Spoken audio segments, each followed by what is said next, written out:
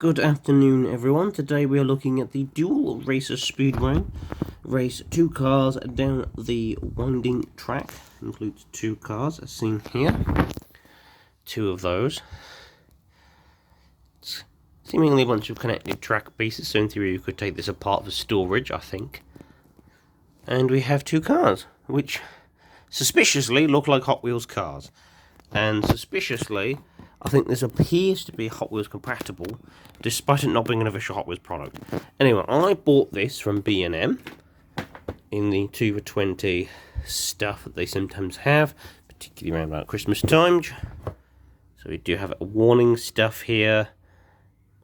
Made in China, manufactured by B&M. So this is specifically manufactured for B&M product. UKC. So this is technically sort of an official. I guess this is like a B&M branded, so to speak. Anyway, let's have a look at this. So these are assumedly the launcher pieces. And you can see this section here. It appears to be a more modern style of track connector. The only problem is this doesn't seem to connect properly with these ones with the high walls. But I think it should work on a regular piece of track that doesn't have quite so high wall sections, because not all track pieces do. So when we do some more testing things, I might grab some of the pieces from the big garage up there that just cut off here. They just sort of block off the track section. That might just work to just cut that off so they hit the bottom of here. And yeah. It does appear you can break this apart quite a bit. So you can split this apart basically through the middle by the looks of things. Anyway, let's look at the cars. So we have this one and this one. So bizarrely, these aren't actually Hot Wheels cars, even though I'm fairly certain this is either I think it's Fast Fish or Fast Feline. I know I have seen this casting before. Whether Hot Wheels sold them the rights to use it or what, I don't actually know. But there's a bit of a conspiracy afoot here, methinks. Yeah. And I'm pretty sure the same is true of this one. These are quite light as well. These are very light, as non-Hot Wheels cars tend to be, or like cheaper cars tend to be. They're mostly plastic. Although some Hot Wheels cars are really light, so. But as you can see, let's put this one this way, so it comes down here, I think. Ooh, nuts. Okay, maybe the other way around. Oh, so that'll go down there, down there, down there, and through. Right. And so, if we do them both at the same time, it might not be too easy to do. So what I'll do is, right, there we go. Hard to tell which one's faster, to be honest. But as you can see, they go down just like that.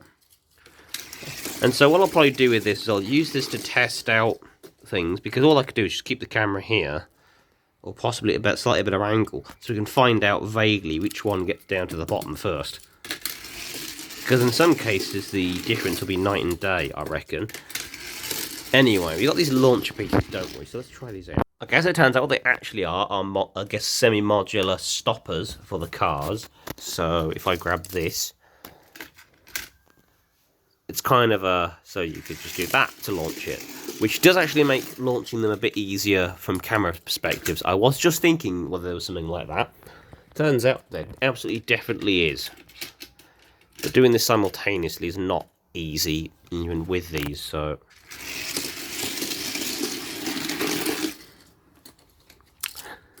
But I'll figure out a trick at some point, maybe like a piece of string or something to drag, say, this one through and under, just go boink.